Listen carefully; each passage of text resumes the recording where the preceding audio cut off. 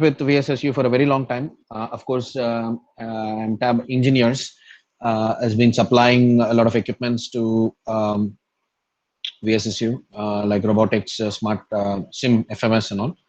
So I represent MTAB Technology Center, MTC, which is actually a spin-off from MTAB Engineers. So we mainly focus on skill development. So MTAB Engineers used to conduct a lot of training to many of their customers, but only to their customers. So what happened in 2011, this company, the training center was started as a separate company, and we are focusing only on skill development with anybody, whether it is MTAB product or non-MTAB product. We provide training to all the people, whether it is a dropout or professionals or searching for job, upgrading skills, students, professors, industry people, everybody we're doing it. So that is our main focus area, and this is our training center in Chennai, and I mainly focuses on these businesses. So I handle two business mainly: digital factory and digital learning. Digital factory, that is a bottom one, where we set up a lot of smart factory solution to industry, to education. We provide a lot of IoT solutions and digital twin solutions to industries and education. And that is converted into learning materials, online learning materials, electronic materials. That is called digital learning. And many of our customer uses that to conduct classes, or even they use that to upgrade themselves, upskills. A lot of such activities are happening. That is our main business focus area. And of course, we are ASDC and IASC partner. Similar to that, there is something called IHK, which is in Germany, similar to ASDC or IASC. So we are also partner. Our center is also partner to provide IHK certification, and we are also partner with Siemens to provide the Siemens certification. Or we also provide a lot of Siemens solutions to industries, IoT and digital twin solution. So with that, I'm getting into the topic today, which is the smart factory automation. So what is the smart factory? First, let's have something, the basic clear, because I'm sure many of you would have been attended a lot of such presentation conducted by many people, right? Or you would have written or read many blogs or articles somewhere. Maybe you would have also seen in some internet, some videos and all, right, on Industry 4.0. This is a very famous topic today, because every industry today, whether it is automobile industries or process industries, chemical, aerospace, all the industries are now getting into this Industry 4.0, right? What is this Industry 4.0 is what we're going to look. So hence, since it is in a wide scope, many people are talking about it. A smart factory is nothing but it's combination of different technologies bringing together, to make a product or a process smarter. That is smart factory. So as I mentioned, it is very wide, right? Food industries also is taking it. Automobile industry is also taking it. What food industry requires will be totally opposite to what automobile industry requires, correct? So in a food industry, what you might require is like maybe containers, like where you boil them, like for if you take Amul plant, where they boil the milk, boilers, bottle handlers, cleaning things, filling that bottle, capping the bottle, stickering that bottle, packing the bottle. That is one process. That is also automated. That is also Industry 4.0. In automobile industries, if you take, right from manufacturing the components, assembling the components, painting, welding, drilling, cutting, right, assembling. So a lot of these works are getting automated, right? So both are two different extremes. Both are Industry 4.0. So Industry 4.0 doesn't have any specific definition on the technologies that it can involve. Technologies can be anything until if the product or the process is making is smarter. So if in a food industry, where the technologies involved will be totally different. That is also Industry 4.0. In automobile industry, the technologies involved will be different, and that is also Industry 4.0. Hence, to give you the overall picture, Industry 4.0 is very wide. If different people talks about different things, don't get confused. All are Industry 4.0. They are sharing their experience. I'm sharing my experience. As a business development head, I interact with a lot of customers. I talk to a lot of customers, because these automation is not something that customers will just take it because everybody is speaking Industry 4.0. No, they will take it. They will implement it according to their issues. If they have any issues, or if they have any concern, or if they have to upgrade, they have to make the productivity better, they want to make their product better. So that time they will apply all these technologies. If not, they will not apply these technologies, right? So according to their usage, they do it. So every concept, every industry will be unique one. There will not be any common thing. It will be unique. So I am sharing what kind of application study that I have done with my customers that I'm going to share today. My presentation will be completely on with applications, with case studies, so that we can understand this concept better. Again, this revolution is very common, or you would have seen it in many places, where the industry 1.0, where the mechanical way of manufacturing started in way back late 17th century, and then production lines were introduced, batch production, mass productions were introduced in late 18th century, and then the third revolution is where automation was introduced, that is robotics, PLCs, electronics were introduced, in 1970s and all. That was the third revolution. Automation was already been available. Now we are in the fourth revolution, and we are going to see what is this fourth revolution is all about. As I was explaining you earlier, that customer will not take any technology just like that, or just because everybody speaks about it. They will be looking for any specific concerns or upgradations in their industries, and accordingly the solution will outfit them, right? So similarly, we try to do an analysis and understand these are the four major issues or concerns as customers is facing. And one is speed, flexibility, quality, efficiency. Speed to market, right? Today, if you take, for example, let's take Hyundai Creta as one of the world's best car. Just an example. I work for food. I want to release a competitive car for it. So let's take, Ford XYZ. If I want to compete with Hyundai Creta, I have to release the product within 1 or 2 months, right? If I release a product after 1.5 years or 2 years, then my market is totally gone, right? Creta would have already acquired all the market. By the time Creta will come with the version 2.0, 3.0, and I will be at the backstage. Speed to market is something every customer today is concerned about, right? So speed to market will involve, it includes speed in manufacturing, speed in designing, speed in testing, speed in delivering, everything. Flexibility. Flexibility is also a big concern today, right? Everybody is looking at flexibility. Let's take an example of a mobile phone. Earlier in 2000s, when I bought my first mobile phone, which was 1100, which was just used for only mobile talking, right? Mobile way, I can talk to somebody. But today, imagine the way mobile phones has evolved. We can see professional camera in a mobile phone. I've seen many people don't use even a computer. They just use only mobile phone to do all their work, right? So flexibility is something that every industry is looking at. Like industries want to have the existing facility to manufacture different components without investment on any new thing, right? That is the kind of flexibility that they are looking at. How existing factories can be optimized for more production instead of expanding the factory, in physical infrastructure, rather existing infrastructure. How can we increase the productivity? Those kind of flexibility is what they are looking at. Quality. Just because I need speed and flexibility, quality cannot be missed. A survey says that 90% of the company are not able to survive because of these quality issues. So quality is something very, very important. Today, if quality is worse, we will never consider the product, correct? So quality is never a topic to be discussed or negotiated. Efficiency. Efficiency today, the kind of population growing, the kind of business growing, everybody are looking at how efficiently we can use the resource available with us.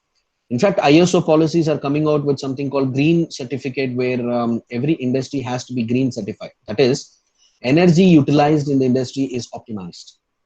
That is the kind of efficiency that people are looking at in terms of industries are concerned. Even space.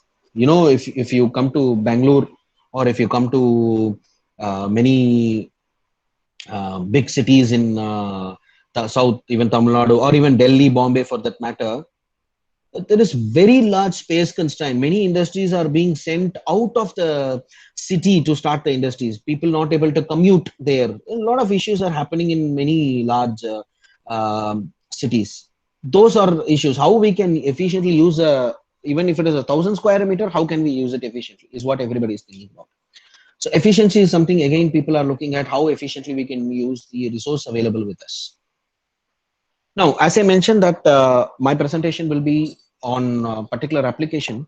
Today, we have taken an application of an manufacturing industry. In general, how a manufacturing industry would work. So like manufacturing any engineering product or automobile product, anything like that. So how that factory works. So here we are going to talk about two things. As I said, Industry 4.0 is the smart factory. On top of the smart factory, the digital twin sits. So what is this digital twin and what is this smart factory automation? First, let's look into a smart factory automation. In general, what is a smart factory? This is a video of a smart factory. Okay.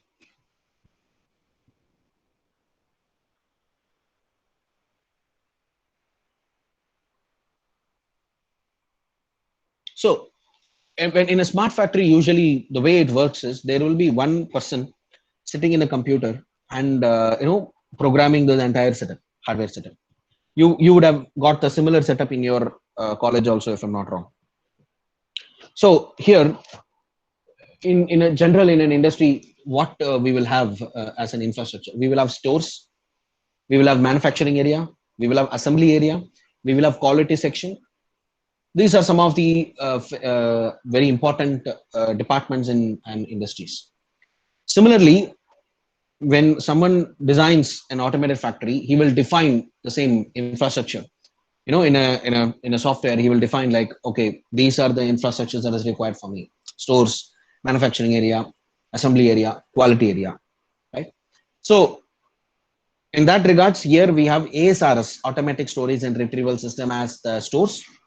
And in the manufacturing area, we have the CNC machines to manufacture the component. And this is a milling machine. Okay, then we have a lathe machine. And in the assembly area, there is a robotic and mechatronic based assembly station. And then in the quality area, here we have a vision inspection station, right? And so these are the infrastructure available here. So in a smart factory, what happens once when you define the infrastructure, then you will define the sequence flow, how sequentially the production has to happen. Okay, how batch wise or in what sequence it has to work, so that the manufacturer is picked up and manufactured. Product is picked up, manufactured, and placed back into the ASRS. So that he will write the sequence.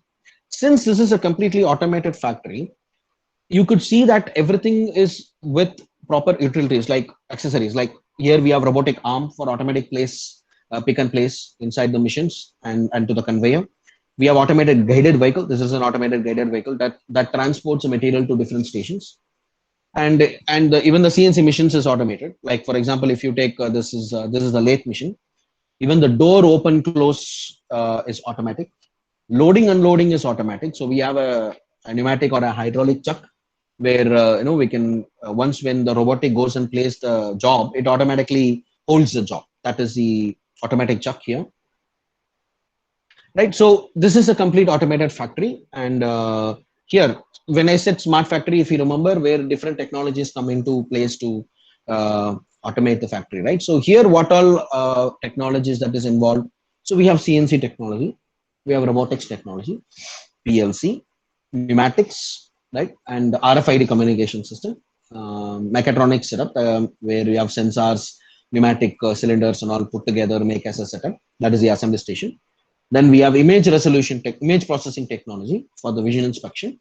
And then we have the mobile robotics, which is the guided vehicle, AGV. And then we have ASRS, a warehousing station, right? So these are some of the technologies that is involved in this particular smart factory. What product does it make? Because everything should have some story, right? If industry doesn't manufacture anything, then it will not, but it's not doing anything.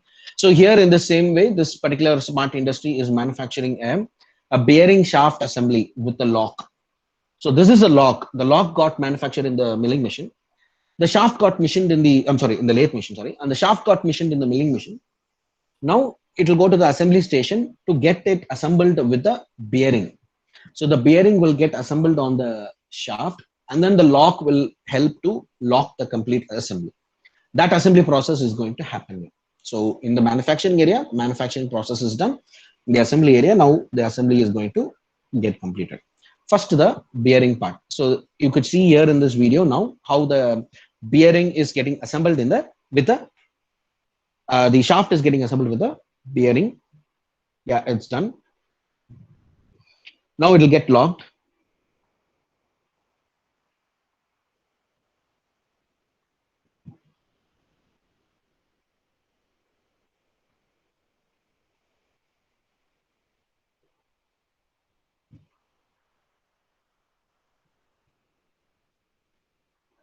This is an 6-axis articulated robot.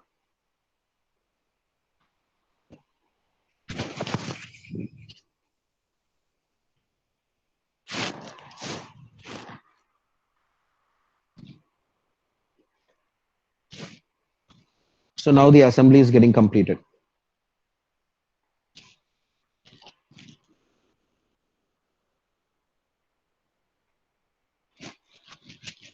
It goes to the next station, which is the vision inspection station. Using the image processing technology, it will check for certain parameters. So there are different types of camera. According to our requirement, we can select it. To check whether the color, the dimension, the orientation, however we want to. And then it'll either as per the result, whether if it passes, if you want to store it back into the ASRS, you can do it, or if it fails and you want to do remission, that we can do. So it is how we can do that. So this is one example of a smart factory in a manufacturing sector. Similarly, in a bottling plant like an Amul plant and all, it will be different. The technologies involved will also be different, right? So this is just for you to understand how this works as in synchronized way. Actually, robotics plays a very, very vital role today in industry. Today, if you see robotics, the way robotics works, I can just show you some example videos, how it is used in food industries. You will get surprised. It is even used in agriculture, right? To actually, for farmers. See here, it is to pluck fruits, to make food in food industries. Here you can see there is a completely automated pizza making factory. These are like universal robots.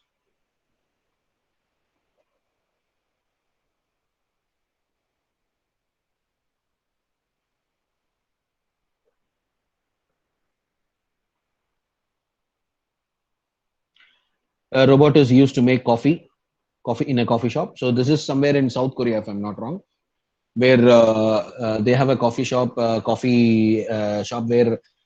the only humans who come is a customer.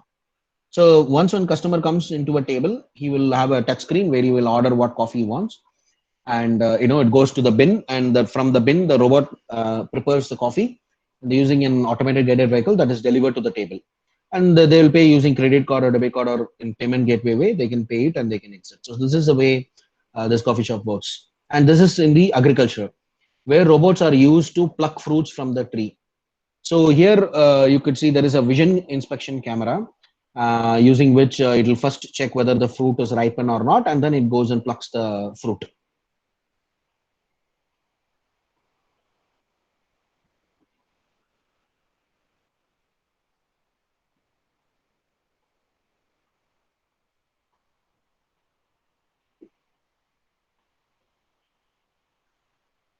Similarly, in automobile industry,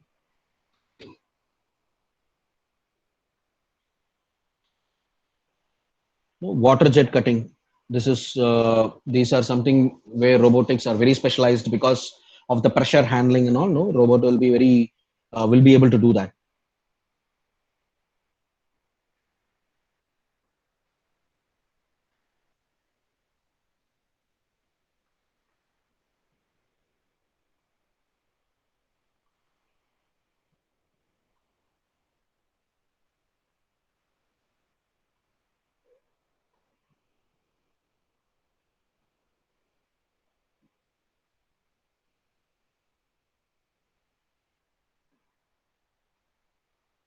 Similarly, painting. Painting is today when we are talking about this high-end luxury car and all, they have a very specialized paint booth.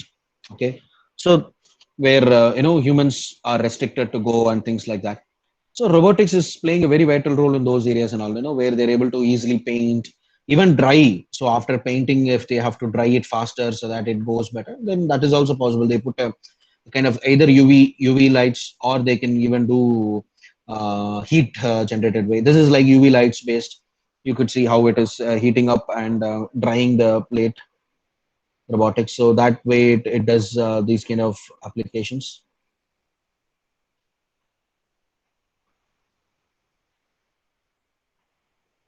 This is automated guided vehicle, where it is used to transport materials within the factory. It can, instead of a manual trolley, it's an automatic trolley that will move on a fixed path transporting goods.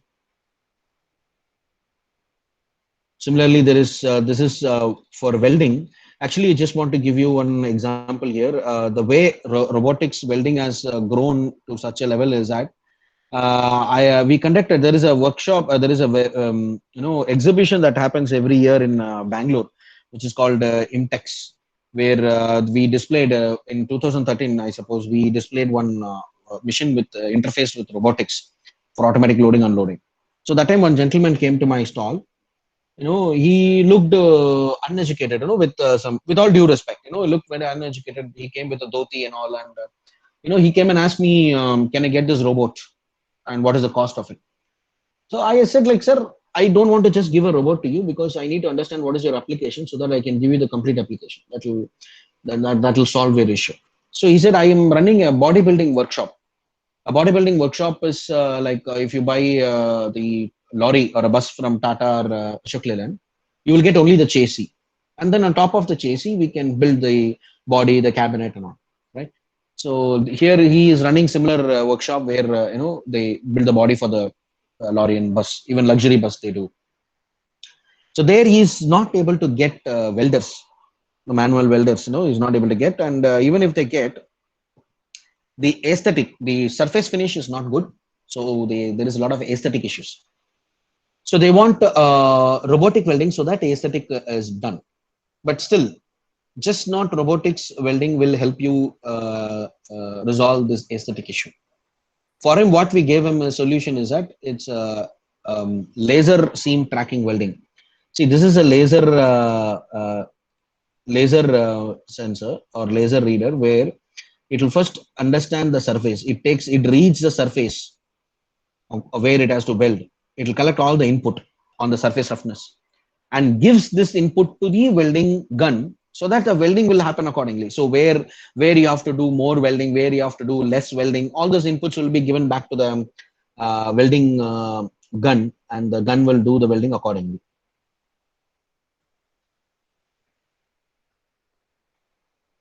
Right. So this way, the surface finish is very excellent. So this is the application that we gave him in order to give him a proper solution. Right. So robotics is playing a very vital role. Any automation, the way we have to develop our skills is to learn the application way of study. Now, why this application way of study is because, as I mentioned earlier, right at the beginning, every industry takes the technology in a unique way.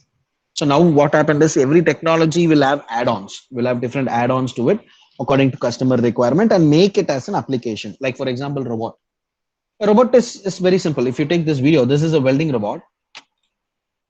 So according to robot, this black strip, where what you see here, its end is only till here.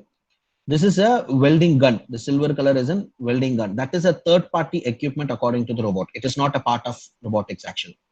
So every robot, will come only with this end, and the end effector, which is the application, whether it is a welding, spraying, painting, or drilling, boring, whatever application that we do, that is a third party, right? Customer is looking at that third party one. Customer says, resolve my welding issues, however way you want. Resolve my painting issues, however way you want. That's when we suggest them robotic spraying. According to his issue, we suggest them the right applications. That's where we have to learn the application way of study. which will help us to understand customer requirement, which will help us build customer requirements as a product, right? So that's where it's very important to get into more detail. Why is because, let's say I say start. When I say start, automatically the robot goes to this position and the welding is started and the welding does at the same time, and then it goes back to the home position, right? Now, I mentioned earlier that the welding gun is a third party equipment. It is not part of robot, right? So there should be a communication established between the weld gun and the robot. Only then, if they don't talk to each other, how are they going to weld? If robot doesn't know that the fixture table is here, how is it going to weld? So we have to understand what is the complete thing.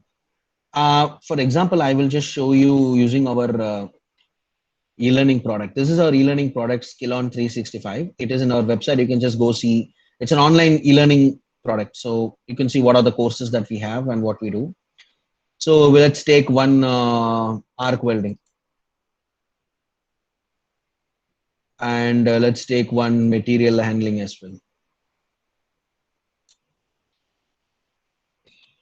Welding, I just showed you, right? So there will be welding fixture, welding gun to do the welding.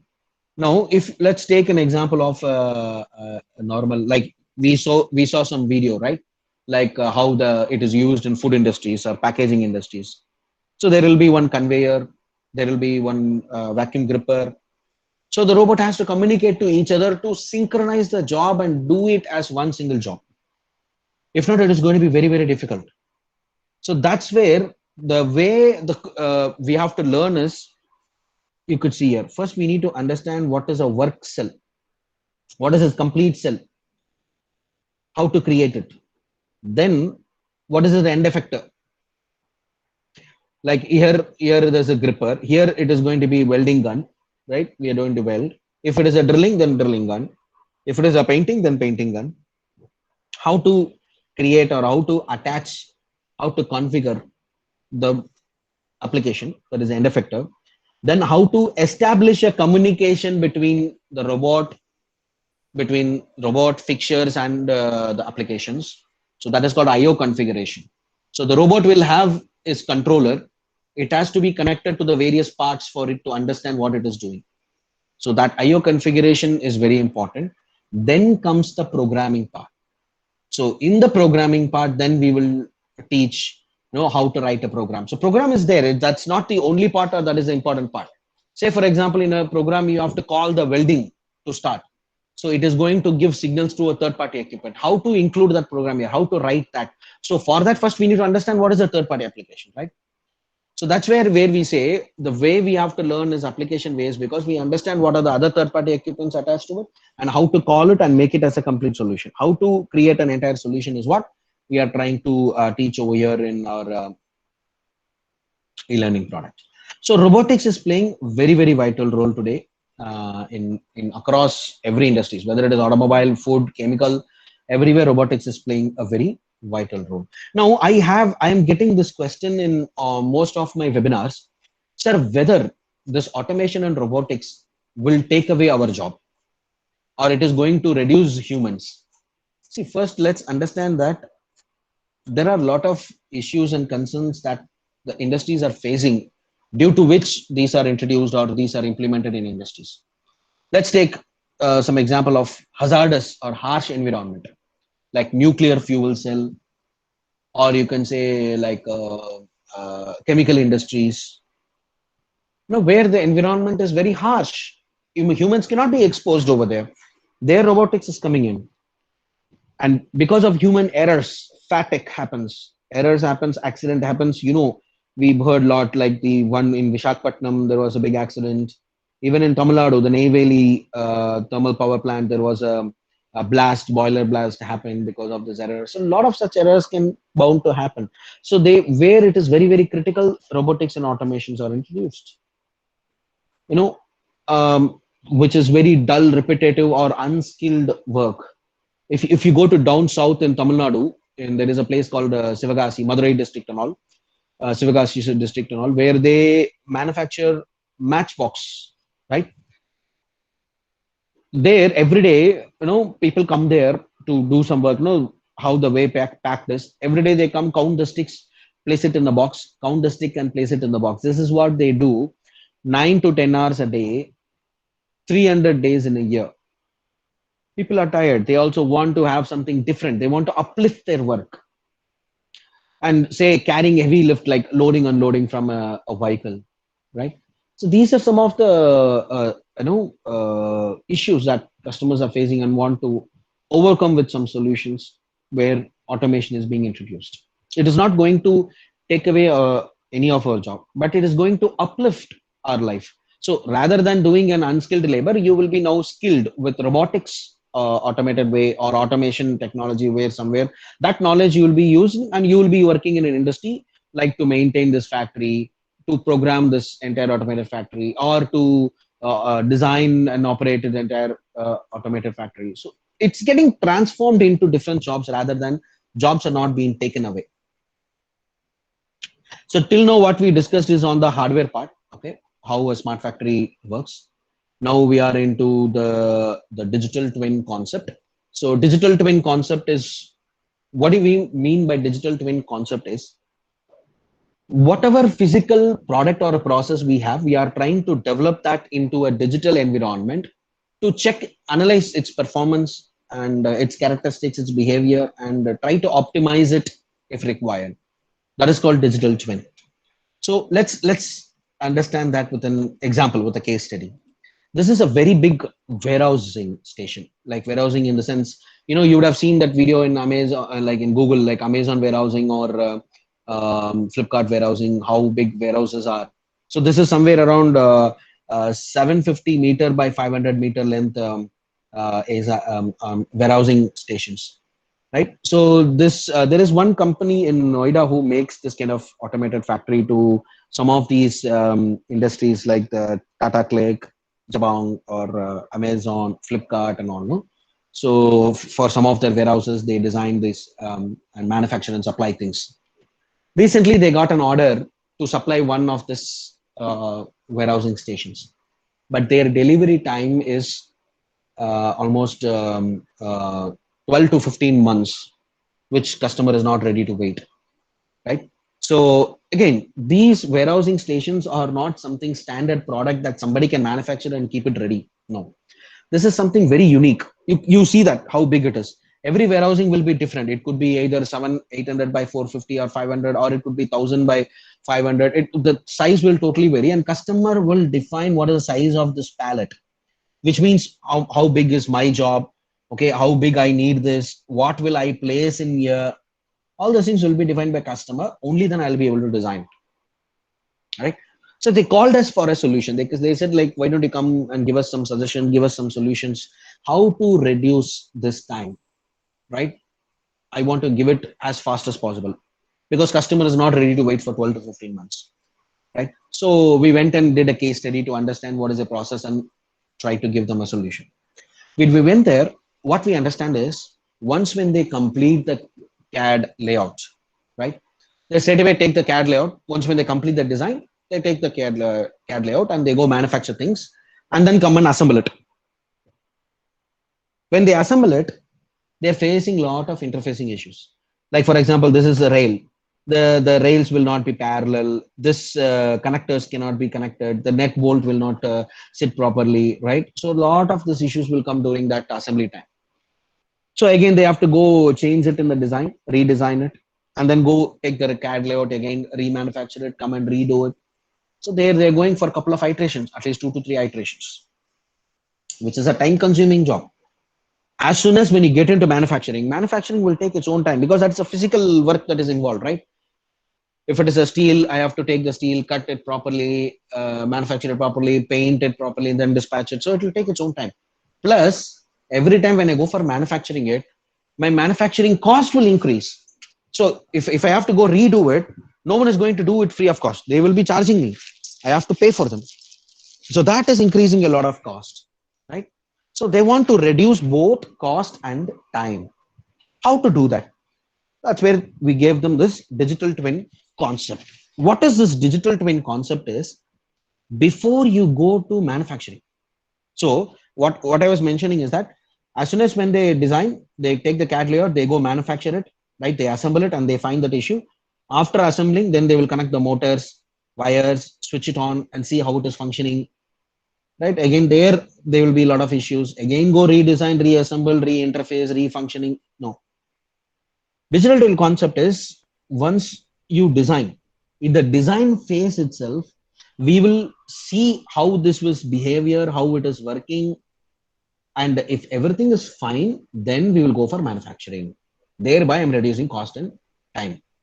How are we going to do it? So, in a design phase, what we will do, we will assign all the parameters, the characteristics, and all those things into the product that we design, right? So this is like, oh, this is a type of the material and all those things. And then finally, we'll also apply the kinematics to it. If it is a moving one or non-moving one, if it is moving, what kind of movement, rotary movement, linear movement, and what size, what dimension it will move. All those information we have to feed in into the design phase itself, and we simulate and see how it is functioning. We call this as virtual commissioning. What do we mean by virtual commissioning is, so say for example, I'm designing a robot, right? Once when I design the robot, I assemble all the gears, the shaft, the motors and all. I'm connected to a drive, motor drive or a PLC or somewhere, give input from there to the designed part and see how it is working, whether there is a tight fit, loose fit, whether it is moving without jerk or with jerk. So in the design phase itself, I can correct it. So I can redesign everything and ensure that it is pakka before I get into manufacturing. Let's talk it with an example of a video example. This is testing that we do, pallet movement testing for our ASRS. So in pallet movement testing, in the sense, when I say this is controlled by a PLC. Sorry. This is controlled by a PLC, programmable logic controller. This is a PLC controller that controls his ASRS. There is an 18 pallet, 18 rack ASRS. So what I'm saying is I'm writing a program to check whether it is moving to individual pallets and coming back to the home position or not. So now I'm moving to pallet number 1 and I'm checking whether it is moving back to home position. That is what I'm trying to check here. While it is moving, is there any issue? Whether it is moving properly, is there any jerk here, or is it not going to the right position, whether the position is correct or not? All those things I'm trying to check here. And once when this is pakka for all the pallets, then I can straight away take this CAD layout and go manufacture it and go assemble it.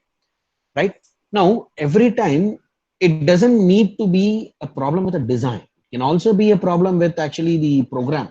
If your program is wrong, ultimately the output will be wrong. So here I'm trying to validate my program and the design. That way, I have a very optimized product or part, and using that, I will go and manufacture it faster. And I know that it is all fine, accurate, no issues. I will just do one testing or so, and I will release the product immediately to the market. Thereby, I'm very fast and reducing the cost also. Now, this digital twin has got 3 different types of it. One is product digital twin, another one is production digital twin, third one is a performance digital twin. The first 2 are prediction. If you remember my definition, what I said is prediction. I'm trying to predict. After that, the implementation phase comes in, which is the smart factory solution, which I showed you in the beginning, right? So that smart factory will come here, that is implemented in the physical environment. We are implementing it.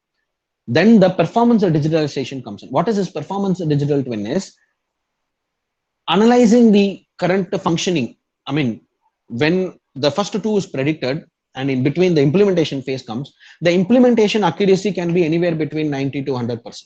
If it is 100%, happy. Many times it will not be 100%, right? So there will be a gap. So that gap has to be addressed by analyzing the performance and giving it as an input back to product digital twin or performance digital twin. So once when we give it as a back and we keep continuously improving, our implementation will get success, and we will go at least up to 99% or somewhere even 100%. We are happy. So that can be achieved. Now let's talk about what is this individual digital twins are. Now, product digital twin, by its name itself, it says, yeah. So product digital twin.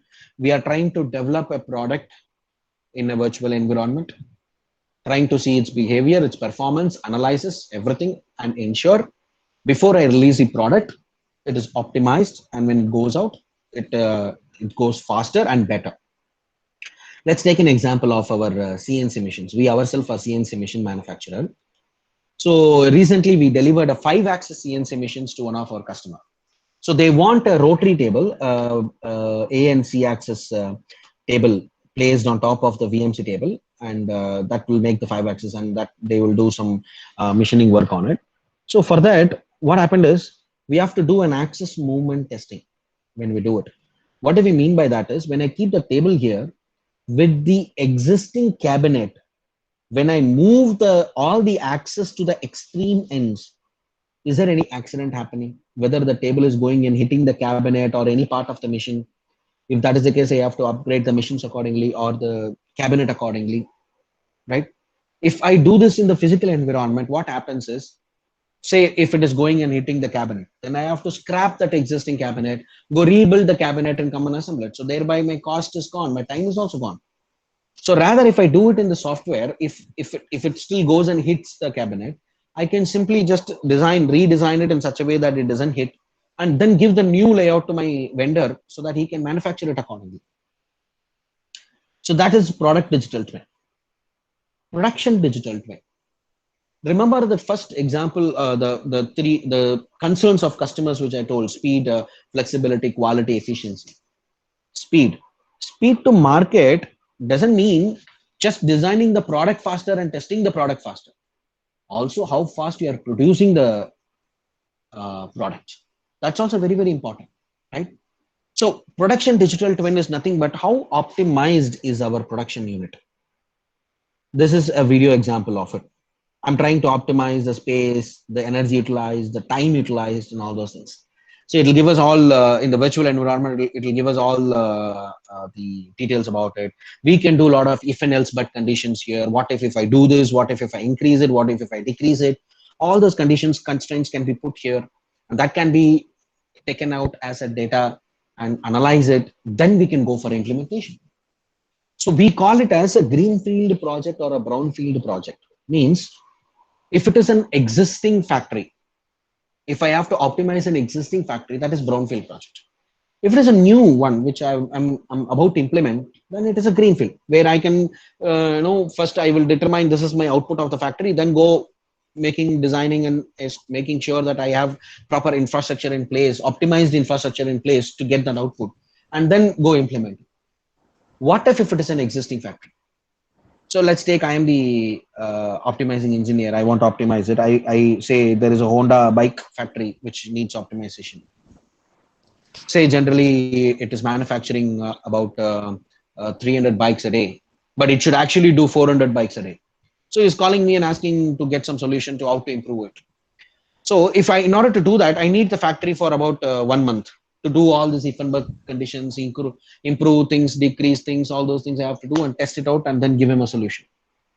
If I have to do that, imagine 300 bikes a day into 30, which is about 9,000 vehicles a month, into average 50,000 per vehicle. A total big loss for the industries. No one is ready to actually spend anything on the physical environment. So rather we can do it in the software. Import the entire infrastructure. What are the equipments available? What is the logistics? What is the process flow? What is the sequence flow? Then apply all the conditions, change the conditions, add new machines, remove old machines, whatever you want to do everything in the software. It will give you output like this. Once when we perform it, it will give you what is the time taken, what is the production happen, how many components it produced. So that way we can do a lot of optimization. Then we can go implement it however we want, whether phase wise or percentage wise, how we want to do. That can be taken over later and implemented and get the production line optimized. That way my production is also much faster. This is the production digital twin. So the first and second is a predicted value. As I mentioned, we are predicting how a product or a performance would work, right? Now we are talking about performance digital twin. What is this performance digital twin? Which is a very vital role in Industry 4.0, which is nothing but the IoT concepts. Now, what is this performance digital twin? Again, let's take an example. If I'm the owner of a factory, I want to know what is happening in my factory. I'll call my manager and say around 2 p.m. I'm calling my manager and I'm asking him, can you give me what is the output of the factory today? How much components it has manufactured, right? So give me the complete details about it. So he would have written that in a paper or in a diary or in an Excel sheet. Then he will go manipulate it, create some graphs, charts, and then he will send it to me. By that time, it will be 5 p.m., 5:30 p.m., 6 p.m. The day is over. The day is over. We can't do anything after that. Owner is expecting the information much, much faster. At the same time, he wants it with more accuracy. And report says there are chances of having about 30 to 40% of errors in a manually noted data, like they note it in an Excel sheet or in paper or something. They will have different versions of it and they don't know which version is correct. They would mix match. A lot of issues are coming in. So they want to maintain accuracy and they want to maintain time. How to do that? That's when the concept came in, saying, let's talk directly to the machine. Okay. So that is this machine learning and IoT concepts, right? Let's talk directly to the machine. Let's take all the information directly from the machine and let's do that. Thereby, I'm reducing the time and accuracy is also better. Today, we have a lot of smart machines, which is IoT enabled, which will throw out a lot of data that we can collect. And that way, we can make it, we can do the performance analysis of the factory. Now, this IoT has got 4 stages or 4 process. First is connecting things. Connecting things means, as I mentioned, the way we have to do is talk directly to the machines. So there will be one central controller, right, which will connect to the, either it is to one product or to the entire process where many products are available. It will connect and collect data. It will collect all the data available. A machine will give you all sorts of data available with them. So it will give you all this information, right? So an entire huge amount of data of the entire factory or the product is collected and then it is sent to the cloud. That is to the internet. That is process number 1. Process number 2, data analytics or data structuring.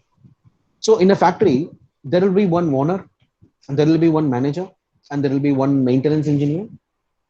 A maintenance engineer will expect information like what is the oil level in the machine, what is the alarm that is coming out in the machine, right?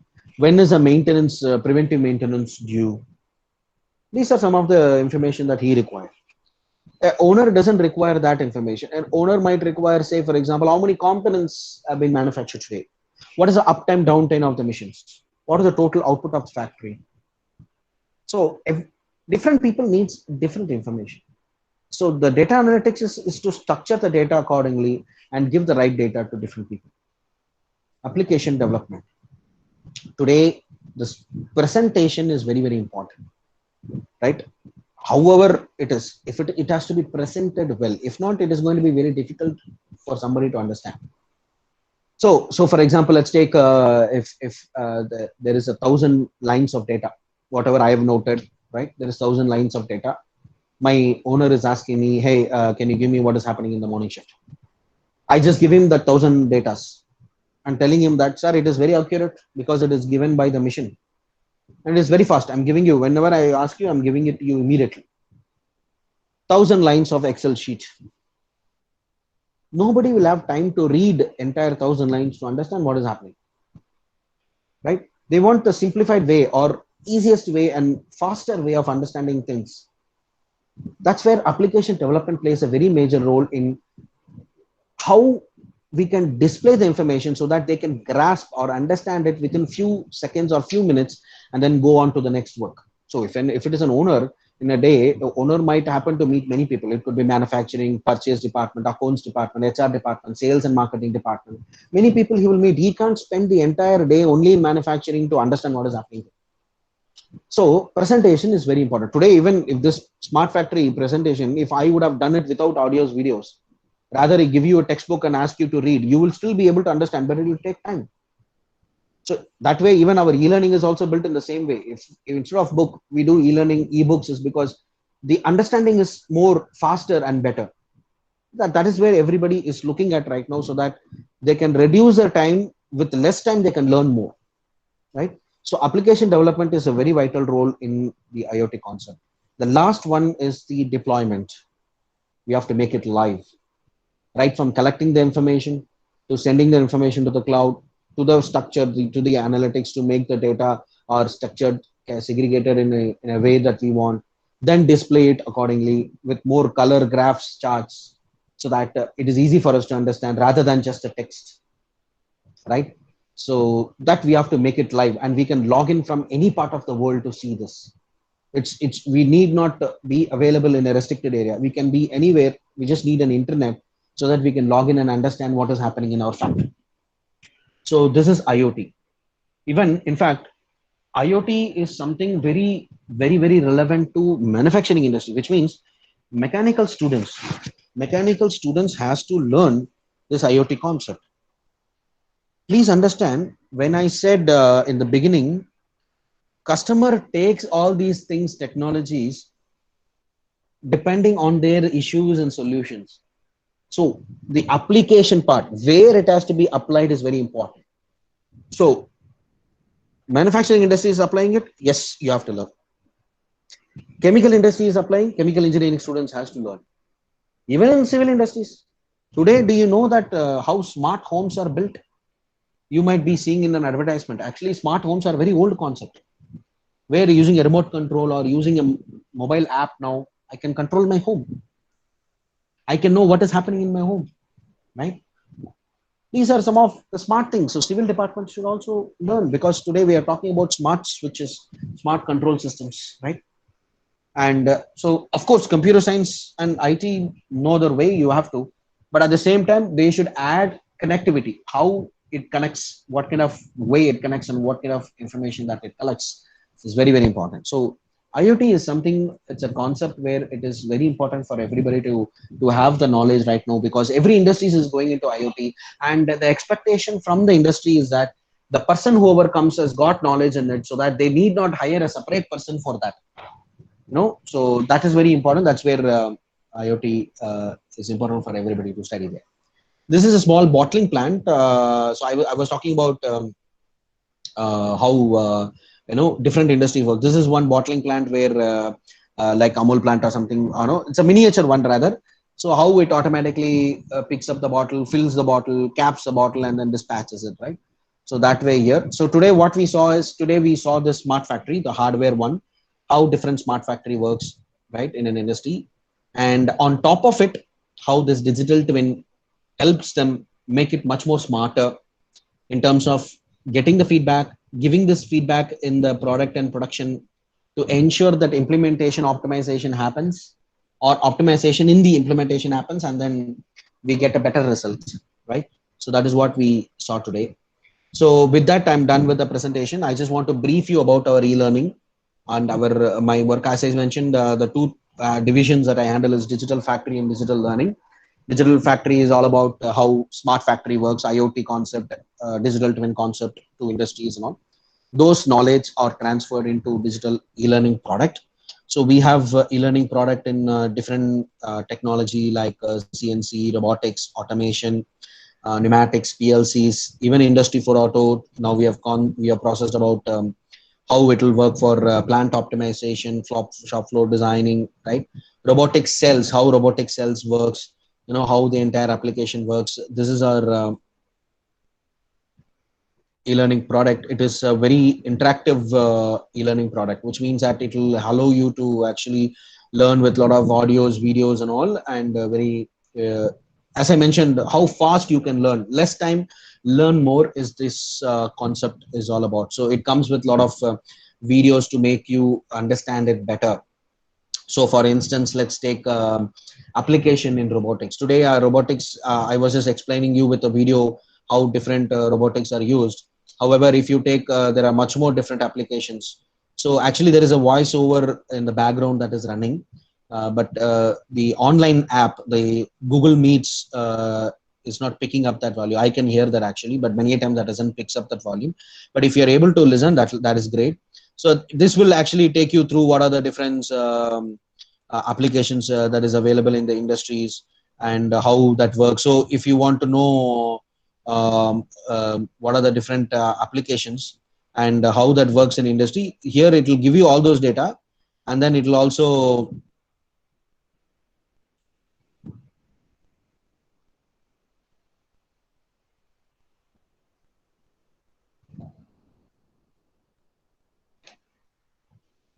when I click on it, it'll explain me, okay, if it is say mission tending, how mission tending works for automatic click and place from the mission. So how robotics is used to do in mission tending. So let's take an example of painting. How if it is a normal artistic painting, also today a lot of artistic painting also is done by robots. So how that is done, and also about how industrial painting works. For automobile industries, how robotics is used to do painting. So like that, it will illustrate the different things using videos so that people can actually and understand it very easily. That's how the e-learning product is also built. And if you're interested, do contact me. Should not be an issue. So I'm done with the presentation, and if you have any questions, I'll be happy to answer your questions.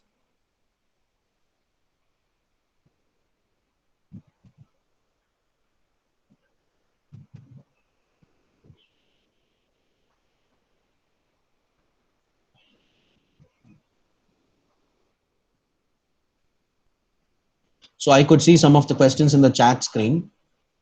Out of this 4, which has highest priority? Rashmi Ranjan, I don't.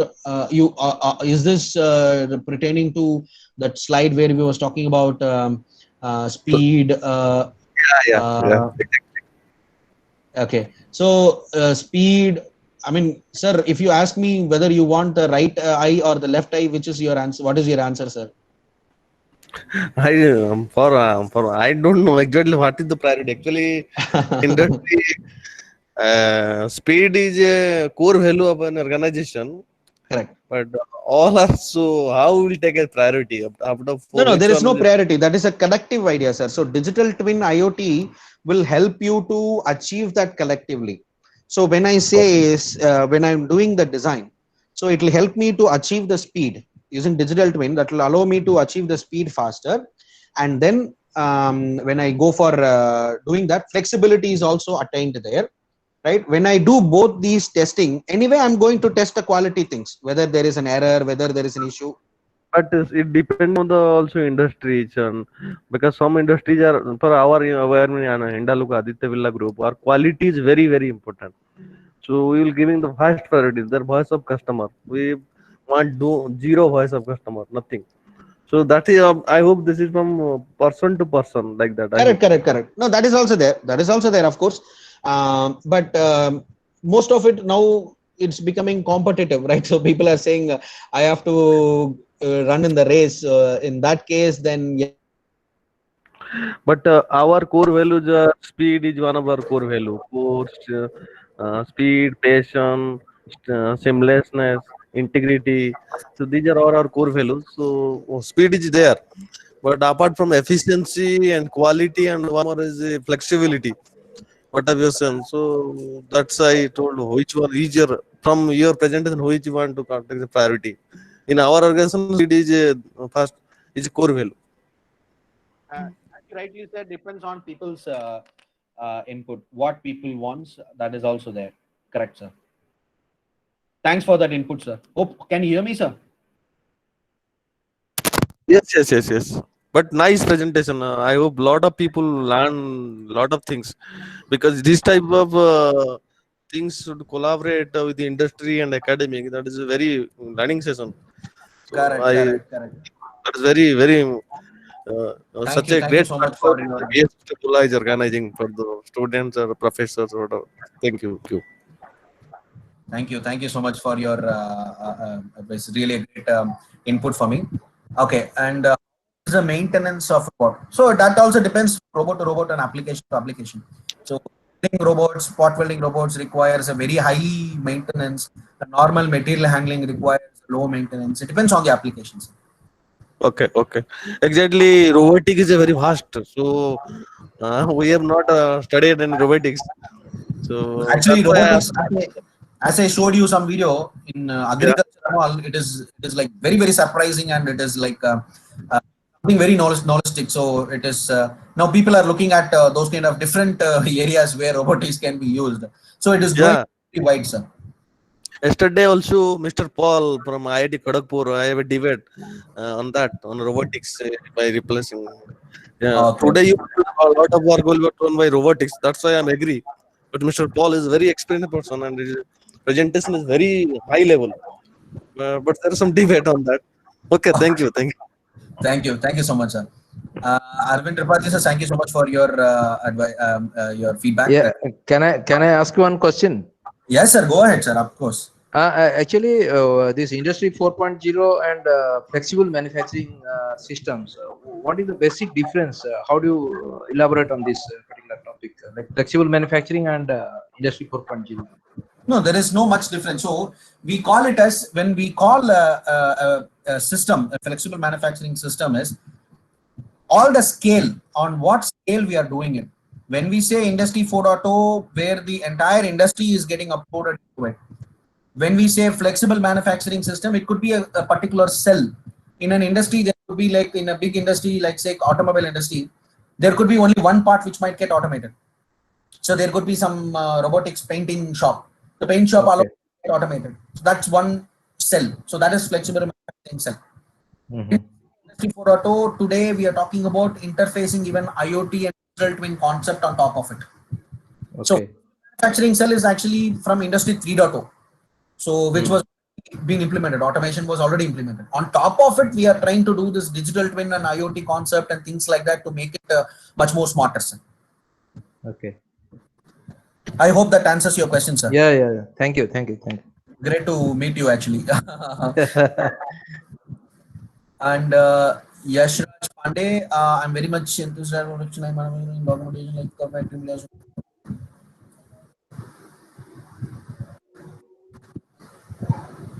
Industry 5.0, sir. I'm still trying to learn Industry 4.0, sir. I am yet to complete it. I couldn't answer you for your Industry 5.0. Hopefully, I'll get some knowledge and I'll get back to you on Industry 5.0. I'm not completely aware. We are still, India is still lacking 4.0. We have not even implemented 10% of Industry 4.0. I mean, 10% of industries have not even implemented Industry 4.0 in India. So we are yet to talk about industry. Let's complete the Industry 4.0, then we'll get into Industry 5.0. Okay, sir. Thank you, sir. Mishra. Yeah, thank you. How to implement automation in industries in an economical way? No, Himanshu, as I mentioned, it's completely depend on the requirement. There is no hard and fast rule that you have to do only this, you have to do only that. So if customer wants certain things, so as Reshmi Ranjan Mohapatra said, like for me, quality is important. So for that, the implementation will be different.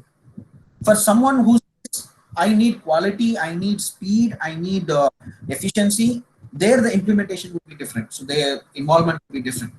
And again, the product, so their product might require some special type of equipments, special type of filters or whatever it is. There then the technologies involved will be different.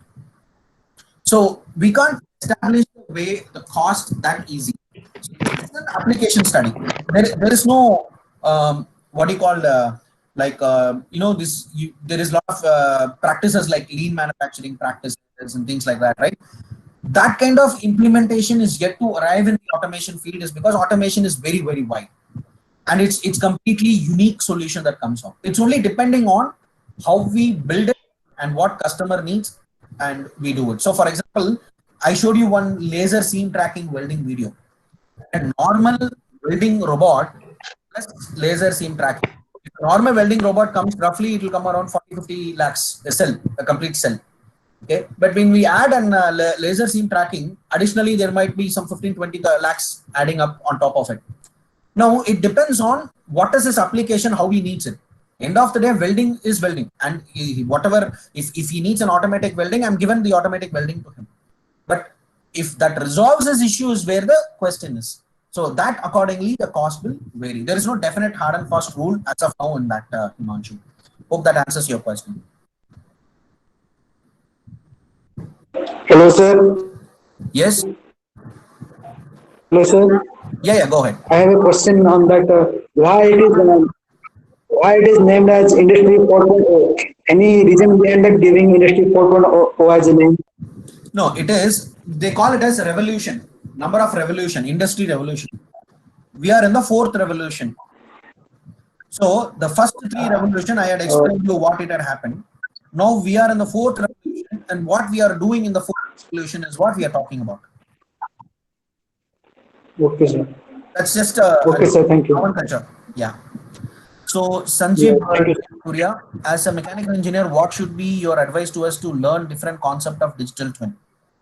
Of course, digital twin is going to play a major role in many industries, is because, as I was explaining you on attaining flexibility and speed and efficiency, of course quality, they wanted to do it in a more optimized way. So digital twin is going to play a major role. If you are a mechanical engineer, you have to choose in which line you want to go. So for example, I want to get into production lines, because production is wide. Today, production supervisor, production manager, production maintenance engineer, these kind of job opportunities are too huge in India. Apart from design is pretty less, right? So production, if you want to go, then I would suggest you go for production digital twin along with performance digital twin. So thereby you will have an idea of how IoT works and then how a production line optimization has to be done. That would be my advice. But still, it depends on where exactly you want to go. What is your career path that you want to build? I hope that answers your question. Payal Roy, is this process for large scale production? No, not necessarily. Whether it large or small doesn't matter. The way we implement it can be even implemented for, like, for example, I am an automation consultant. I do a lot of automation consultancy for many industries. I have been to Amul plant, which is in the Anand factory. I've been to the Anand factory. Okay, so which is very huge. The Mehsana factory is also very huge. I have also been to a small pickle manufacturing factory in Coimbatore, in Tamil Nadu. They do it in a small house. In the house, they do it. They want to do an automation there, right? So imagine this extreme to this extreme. It again depends completely on what customer needs, what we are giving. So it is never a debate on whether it is small or big. So we can do it anywhere. I hope that answers your question. Mr. Samir Panda, what is the guarantee that software is all okay and we can go for digital twin? Can't a software give some error output because a lot of approximation? So here's a software will not work on what you call it has got basic principles that it works on. So let's take an example like the production digital twin. We have designed a lot of missions and new missions and all. We have also tested it out over there. The way it works is, it doesn't work as a simulation video. It is not a kind of video that works in the background. It is a mathematical calculation. All your CAD layouts, the way it makes is, so let's take an example. If you would have watched the movie called The Museum, Night at the Museum. That's a famous English movie that you would have seen. In the night, all the dolls and statues will start walking. So this software, the way software works is, all your CAD layout will start working in a 3D model. So when we do that, you will come to know whether there is an accident or not. When it starts moving, when it starts acting. So it is more on mathematical calculation, not just simulation. There are a lot of software which are today, which is used by many industries today, and it is working fine. Today, if you go to Siemens factory, which is in Kalwa, Bombay, as well as one in their Hamburg, Germany, they make PLC. There's the complete industry is Industry 4.0 with digital twin concept and IoT concept. They manufacture their standard PLC, manufacture 1 PLC per second. Manufacturing, you trust me, I'm not giving you any exorbitant values. You can go there and see it. And at the same time, if there is a new PLC that they want to design, the turnaround time is 24 hours. That is the kind of factory that they have. The factory is open for public, but it is fully tied up. It's not that easy to get actually. Many people go there to see just how that works actually. So that is the kind of output that comes out. So there are some extremely good softwares that can actually give you these kind of outputs, and for different products, for product specific. So we ourselves has implemented a lot of these things in many areas. We ourselves have implemented in our own smart factory works and how we optimize, and we have also resolved a lot of customers issues. So it's a proven solution, so there's nothing to worry about it. Pavitra Kumar Sahu, is there any difference between smart factory, smart manufacturing, industry? No, it's the same thing. We just the nomenclature is different. Industry 4.0, smart factory, we say automated factory. The hardware concept. Industry 4.0 is the overall where the digital twin also sits on top of it. That's it. I hope that answers your questions.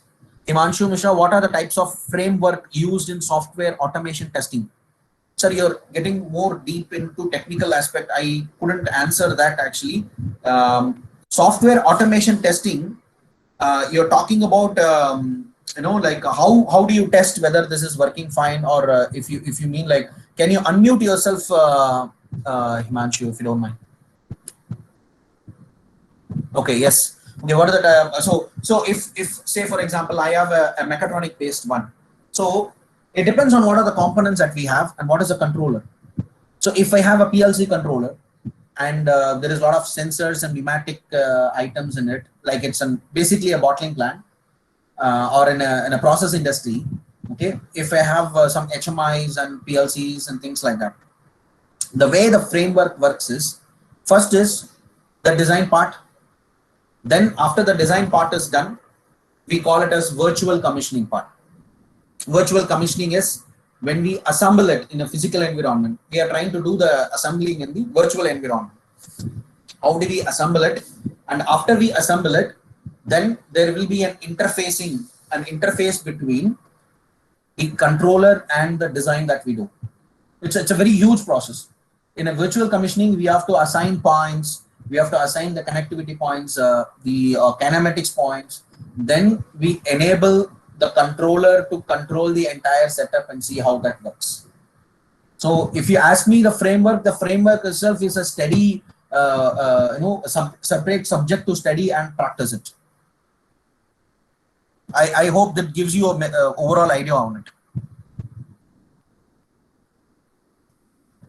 Yeah, Mr. Ashmi, yes. 5.0, I'm not sure. As I mentioned, I'm yet to complete learning Industry 4.0. I am not yet completed it.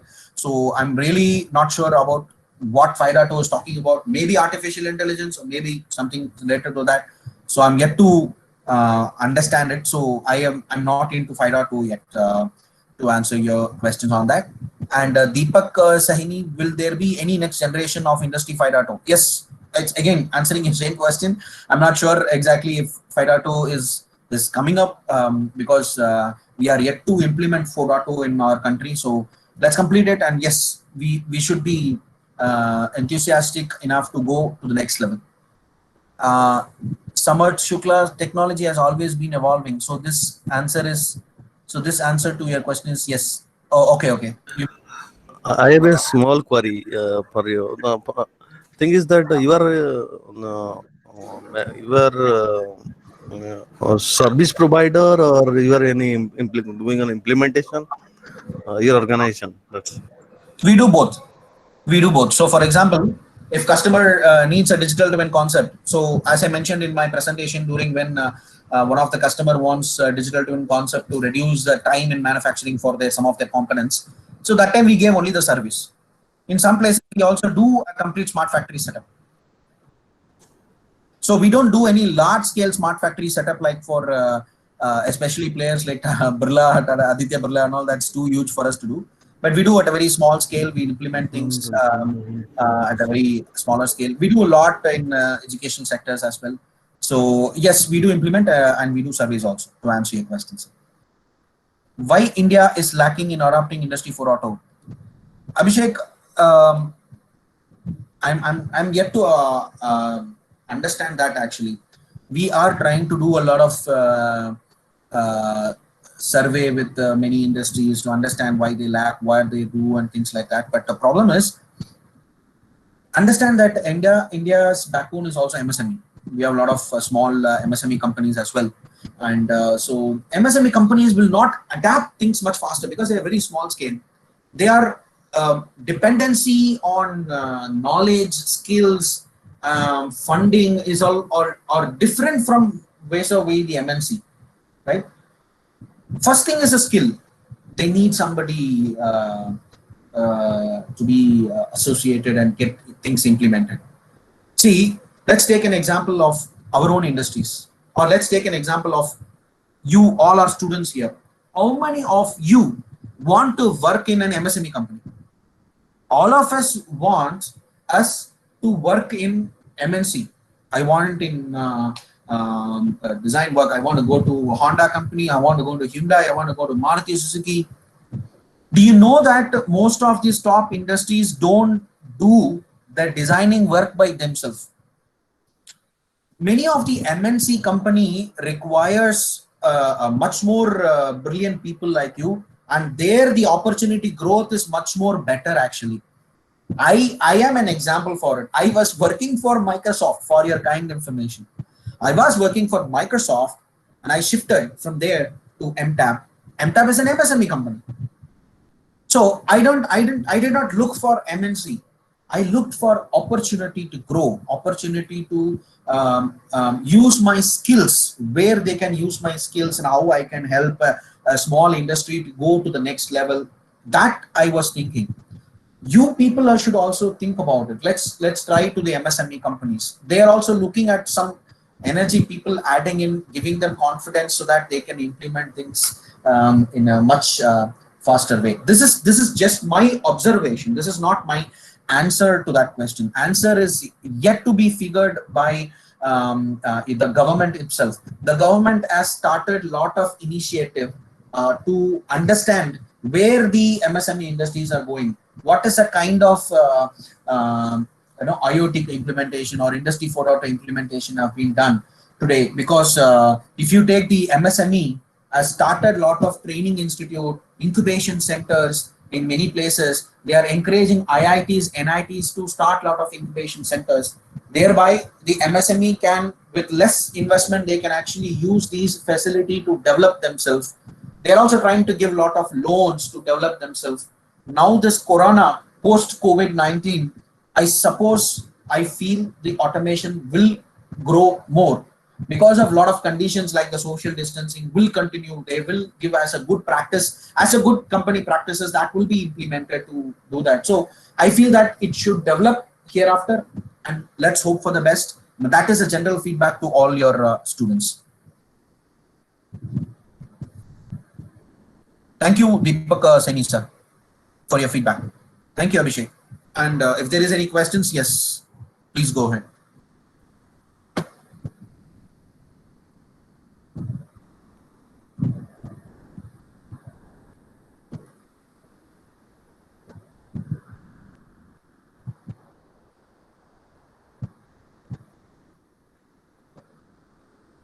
So if there is no questions, can we conclude the session, sir?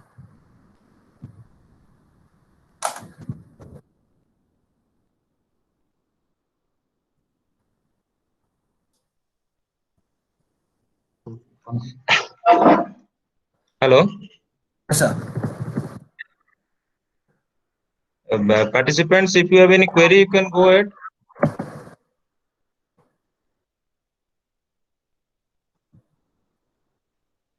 And others, if they want to contact, we have their contact details. I will provide you the details.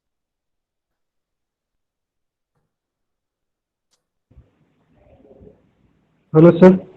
Yes, Pavitra. Hello. Sir,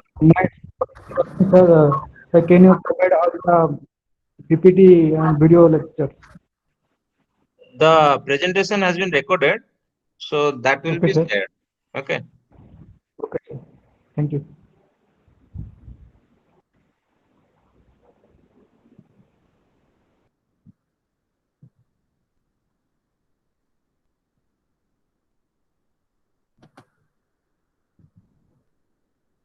Hello, Arvind, have you completed? Yes, sir, I'm done. Okay. Anything you want to tell our participants? The participant I mean, constitute of faculty members from different institutions, PG scholars, PhD scholars. oh, I thought it's all BTech MTech students, so I was advising them to join MSME No, campus. there are 15 to 20 faculties from different technical institutions, Okay, okay. and few of them they're also asking your contact details for contacting. I will be providing them. Sure, sir, sure, sure. Anything So, else you want to tell them? You yeah. can go. Yeah, I'm so sorry about that. I thought it were students. So yeah, so to just to update you on if you need any training courses or anything, I've pinged you my website about e-learning products that you can utilize. So there is a lot of courses and contents on CNC, robotics, automations, Industry 4.0, mechatronics, that will be helpful for everybody. And if there is any other thing that you require from me, you can just contact me in my email address. That's pretty much it.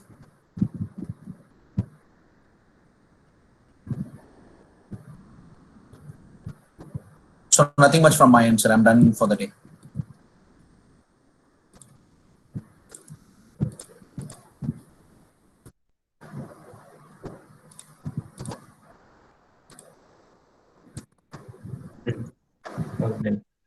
Hello. Yes, sir.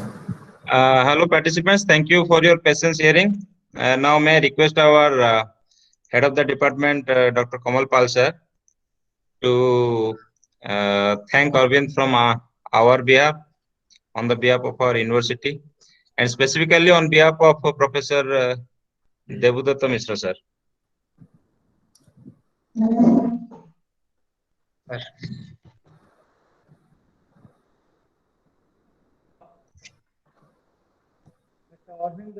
Ramachandran, it's a very nice and interesting presentation regarding the smart factory with digital twin, and we are also